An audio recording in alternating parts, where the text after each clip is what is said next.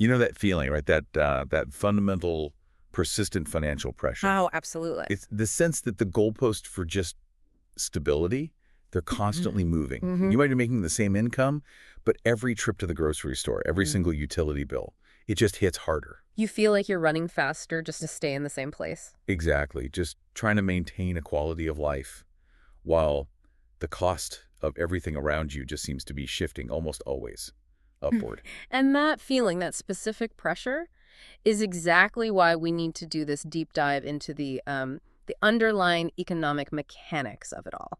Wow. That relentless pressure is what we formally call the cost of living, or CURL. And our mission today is really to get past the headlines. Right. We want to use the source material you've shared to unpack the machinery that defines, measures, and, at least in theory, is supposed to protect us against that erosion of our purchasing power. So for you, listening right now, think of this as your shortcut to understanding the indices, the adjustments, all the things that really dictate whether a comfortable life stays affordable. We're going to look at the tools designed to fix the problem, things like COLA. And then we'll get into why those tools, for all their good intentions, don't always work perfectly, especially when you filter them through the reality of taxes and global inequality. So let's start with the foundation. The cost of living, fundamentally, is just the expense required to maintain a certain standard of living. For an individual or a household, it sounds simple enough. The concept is simple, yeah. But measuring it is anything but.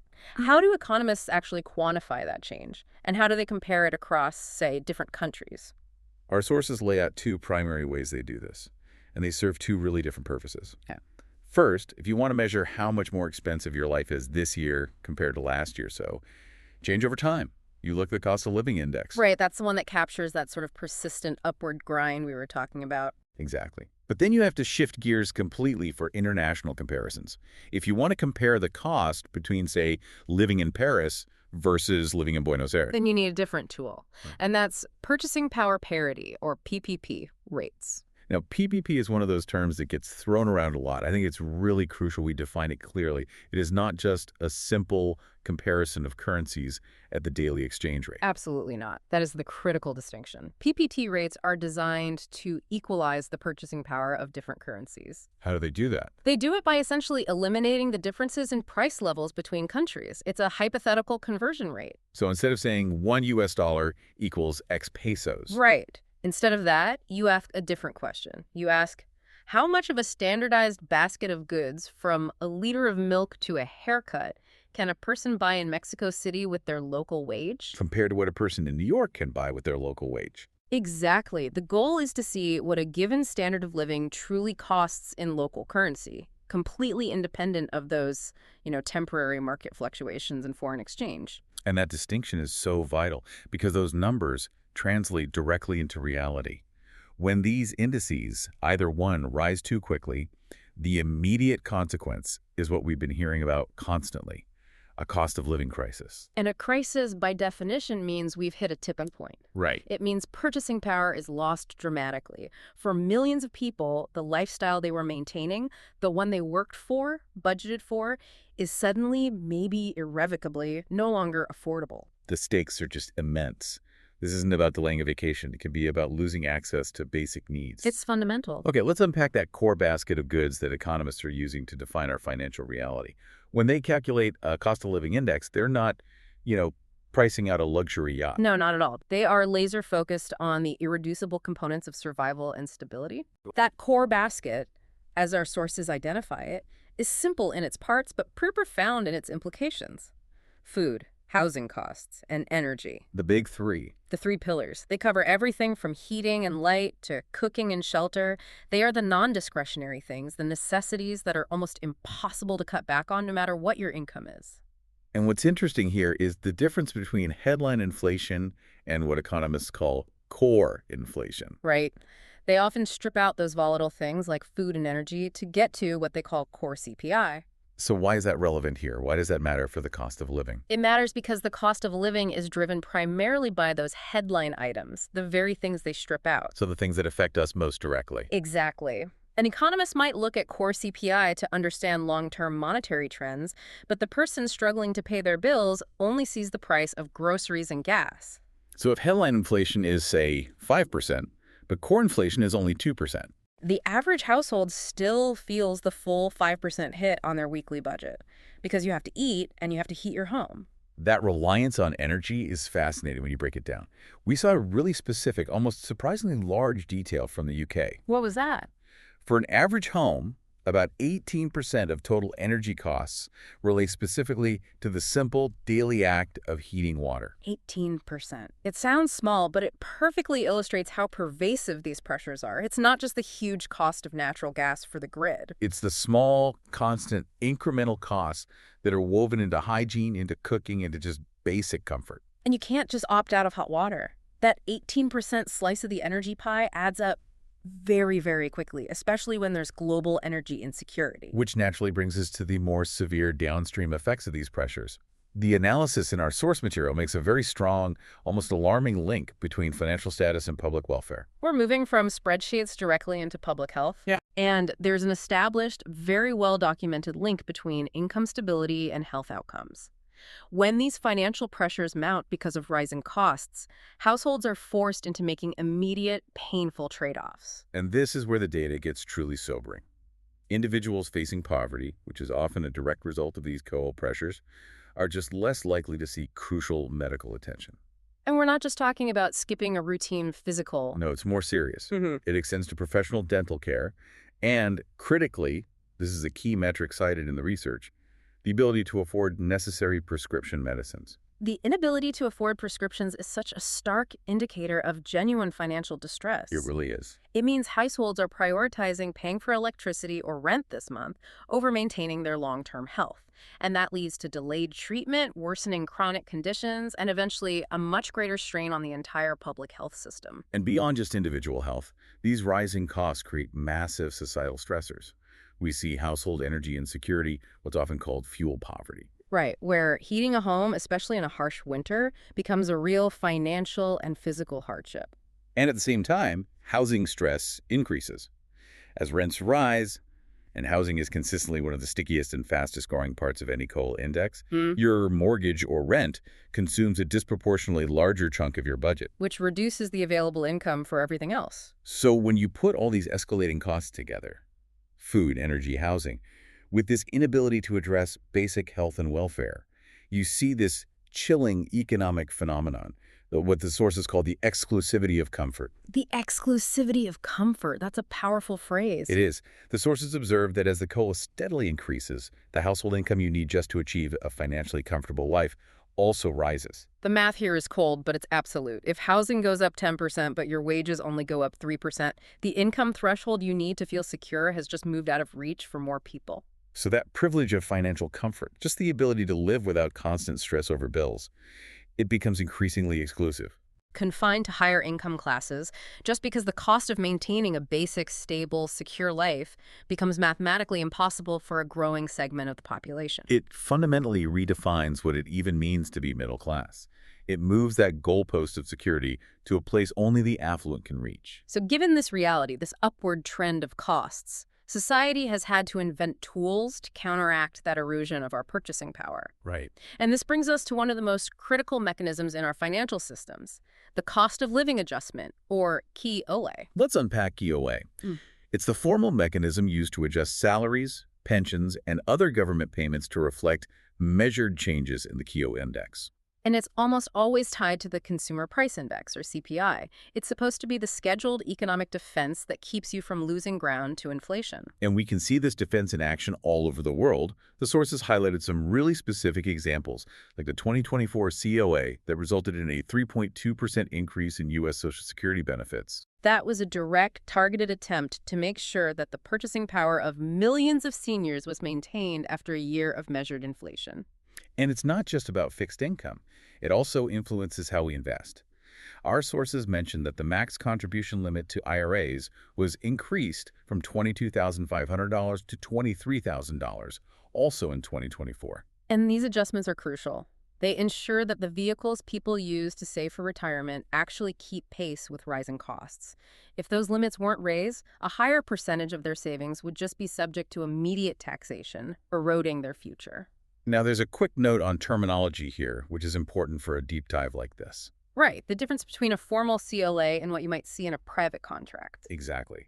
Our sources point out that while we use these formal CLAs tied to an external index like CPI for government benefits, a lot of private sector employment contracts just have annual escalation clauses. So your contract might just say you get a guaranteed 4% raise every year no matter what. And the HR department will colloquially call that a CLA. But technically, it's just a guaranteed escalator. A formal, indexed CLA is defined by tying that increase to a publicly published neutral statistical measure. It's trying to capture the true change in purchasing power. And the statistical foundation for almost all of these critical adjustments is the Consumer Price Index, or CPI. So walk us through the mechanics of the CPI. The CPI is the foundational measure of inflation. It's based on the retail pricing of a specific, annually recalibrated basket of goods and services. So governments don't just guess at inflation, they actually send surveyors out to track prices. That's right. They measure the cost to consumers of buying that representative set of items, everything from food and clothing to housing, transportation, medical care, recreation, you name it. And the genius and, I suppose, the flaw of the CPI is in that basket. Absolutely. They have to decide what represents the average consumer, and that's constantly debated. But regardless of the composition, it gives us that single, quantifiable number for inflation. Which brings us directly to the essential aha moment. This is the critical piece that gets lost in the headlines and explains why a raise that matches the inflation rate does not mean you are financially whole. This is the tax paradox, why KLA must exceed CPI. Let's take this slowly, because this is the linchpin of why this system can feel so rigged. When you look at the CPI, you're looking at the retail price of goods. When you go buy that basket of goods, You're paying for it with after-tax dollars. exactly. You've already had your federal, state, and local taxes taken out of that money. You earned it, the government took its share, and then you went shopping. But a CLA is applied as a percentage increase to your gross income. Before tax. So to truly maintain the same purchasing power after that CLA hits your paycheck, the percentage increase on your gross pay has to be larger than the CPI inflation rate. Because taxes are immediately deducted from that new, higher gross amount. Let's run the numbers to make it clear. Okay. Imagine you earn $60,000 a year, and you're in a, let's say, 24% marginal tax bracket. CPI inflation for the year hits 4%. So you need to spend $2,400 more just to buy the exact same things you bought last year. Right. Now, your employer gives you a 4% TOLA raise. Your gross pay increases by that same $2,400. And a quick listener would say, great, my raise equals the inflation, I'm even. But you're not. That $2,400 increase in your gross income is immediately subject to that 24% marginal tax rate. So the government takes its cut. The government takes 24% of that $2,400, which is $576. So your net after-tax increase is only $1,824. But the cost of buying those goods went up by the full $2,400. You're out $576 in actual purchasing power, even though you got a CLA that exactly matched the CPI. The system is designed in a way that just to maintain parity, your CLA percentage has to actively outpace the CPI percentage just to cover that tax drag. And this is why our sources highlight that media reports so often just compare CLA and CPI without this critical tax detail. It leads to the false conclusion that an employee getting a CLA equal to CPI is financially whole. They are not. They have actively lost ground. And this leads us to an even more insidious problem in non-indexed tax systems. The classic fiscal trap known as bracket creep. Ah, bracket creep. This is where your KLA, which, as we just established, is just meant to maintain your existing purchasing power, inadvertently pushes your gross income across a tax threshold and into a higher marginal tax bracket. So you haven't actually gotten any wealthier. You're just receiving more nominal dollars, which are now being taxed at a higher effective rate. It's a compounding erosion of the CLA's purpose. You get a raise to offset inflation. That raise is partially clawed back by the tax paradox we just described. And the remaining portion is taxed at a higher marginal rate because you moved brackets. It's a three-way loss. It's a passive but highly effective way for governments to increase tax collection without ever having to vote on a tax hike. For a progressive tax system, it's a profound flaw. The CLA, which is supposed to be a protective shield, actually becomes an accelerant for tax collection. The sources make it clear the only way this is avoided is in a flat tax system where the rates don't change, or if the tax system itself is indexed, meaning the tax brackets themselves are automatically adjusted upward by the rate of inflation. Some countries do try to do this to mitigate the effect. But for most systems that don't, That CPI has to fight against both CPI and those tax bracket thresholds just for the earner to stand still. So we've established the mathematical reality of inflation and the tax drag on any adjustment mechanism. Right. Now let's see how two major nations put these concepts into practice, especially for protecting retirement benefits.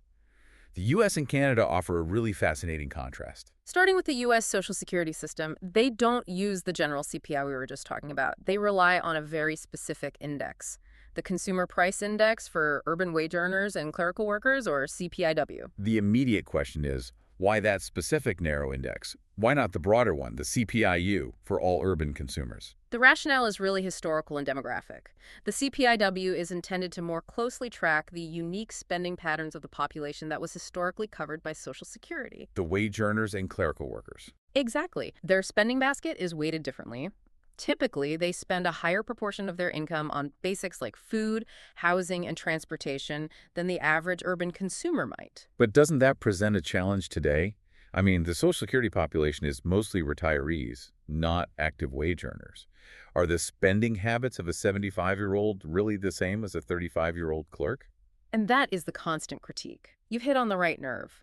Critics often argue the CPIW underrepresents the specific costs seniors face, especially medical care, which tends to rise faster than general inflation. But the calculation process itself remains rigid. Very rigid. CLAs are made at most annually, and they're calculated based on the average CPIW value during the third quarter, so July, August, and September. And then there's the famous safeguard of the U.S. system.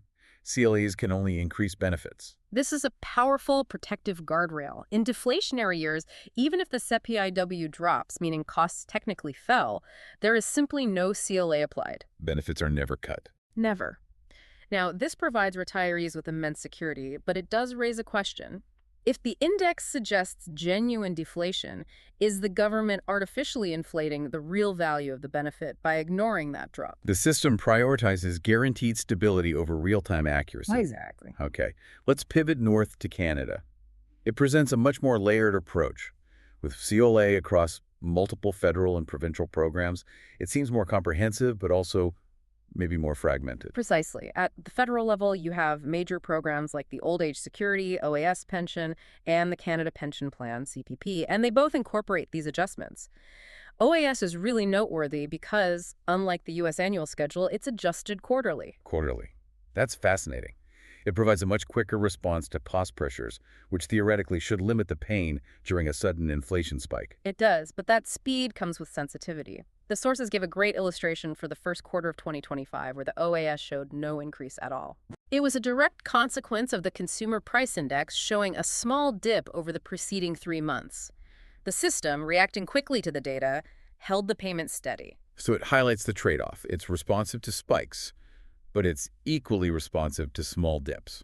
Whereas the U.S. system only keys off an overall annual increase. Now, moving past the federal level, we see the real diversity in the Canadian model at the provincial and occupational level, where CLA gets highly specific. We have several key examples. Take British Columbia's municipal pension plan, which announced a 1.6% increase for 2025. Okay. But the crucial detail was that they also removed CLA caps entirely through 2025.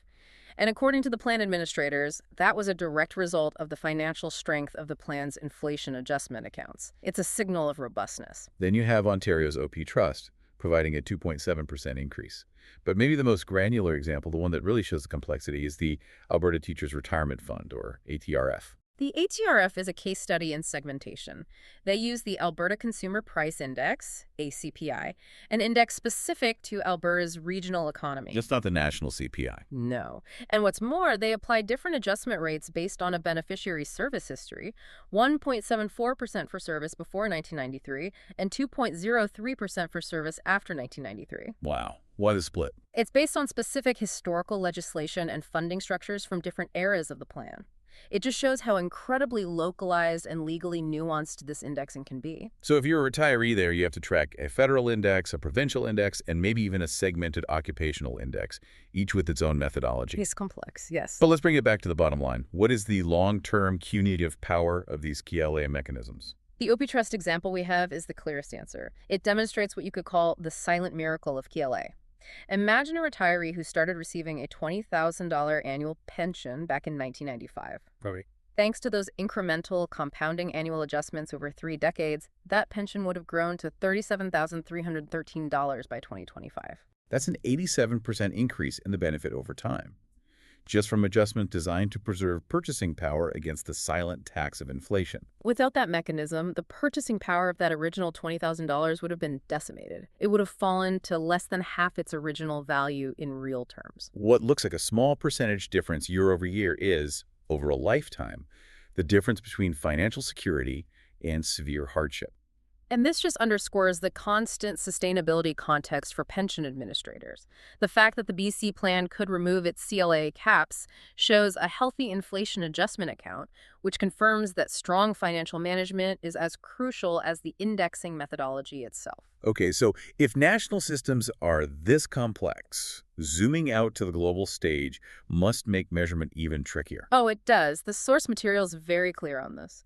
There is significant methodology divergence in how global cost of living is measured, and the resulting metrics often conflict when you try to rank cities. And that's because researchers are fundamentally asking different questions, right? Exactly. Are you assessing the purchasing power of a typical local family? Are you measuring the absolute cost of products and land? Or are you focused on the cost of supporting an expatriate lifestyle? The statistical formula you use is everything. Completely. If you compare countries based on average local wages, one set of cities looks expensive. If you compare them based purely on exchange rate adjusted real estate, a totally different set tops the list. So to get a sense of a really influential metric, we can turn to the Economic Intelligence Unit, EIU, Worldwide Cost of Living Survey. This is a semi-annual survey that is less about local economics and much more about corporate compensation. It's exhaustive, isn't it? It's a massive undertaking. The EIU survey compares over 400 individual prices across 160 specific products and services. It includes the basics like food and clothing, but crucially, it goes much deeper into the cost of maintaining a high-income, often expatriate standard of living. Right. Think home rents, private schooling fees, the cost of domestic help. That focus on the Western lifestyle is the key to understanding its purpose. The EIU survey is primarily a tool to help multinational corporations calculate cost of living allowances for their executives. It's all about making sure that a CEO moving from New York to Singapore doesn't suffer a loss in financial welfare just because of the assignment. And all their city comparisons for over 30 years have used New York City as the base, set at an index of 100. So let's look at the key global findings from the 2017 data to see the trends they capture.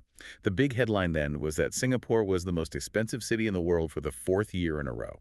That kind of stability at the very top is rare. It signifies immense pricing rigidity, usually driven by high demand for assets and government policy, especially around housing and vehicle ownership. And the entire top 5 most expensive cities remain unchanged from the previous year, Underscoring that stability in those global corporate hubs. We also saw powerful regional trends cementing themselves.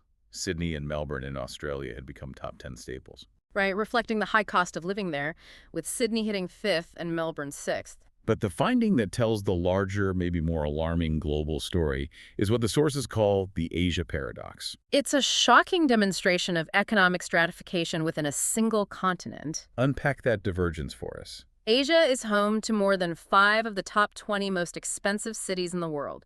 These are major hubs of finance and corporate wealth. Places where the EIU's Western lifestyle is acutely expensive. But at the very same time, Asia also holds 8 of the 10 cheapest cities globally, according to the same survey. So you have these extreme economic environments, some of the most expensive and some of the cheapest places to live, all existing side by side in the same region.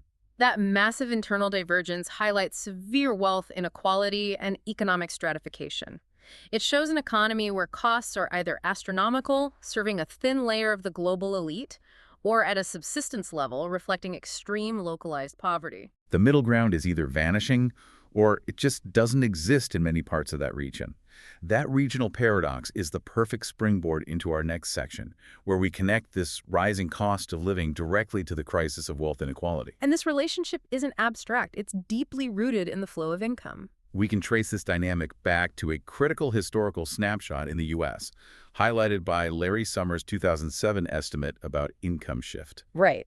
His research found that the lower 80% of American families were collectively receiving $664 billion less income than they would have if the 1979 income distribution model had held. $664 billion. That is an almost unimaginable shift of wealth away from the majority. When you break it down, it's about $7,000 less income per family in that bottom 80%. That's income that just did not reach most households for nearly 3 decades. And what's the immediate devastating implication of a $7,000 annual deficit? The sources argue that not getting this income forced many families to increase their debt burden just to maintain the quality of life they were used to.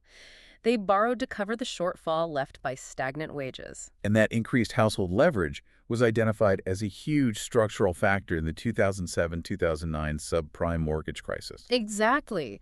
Highly leveraged homeowners who were already using debt to cover income deficits just suffered catastrophic reductions in their net worth when the market corrected. Their fundamental lack of income stability turned into catastrophic financial instability. And what's more, this concentration of wealth creates an economic drag.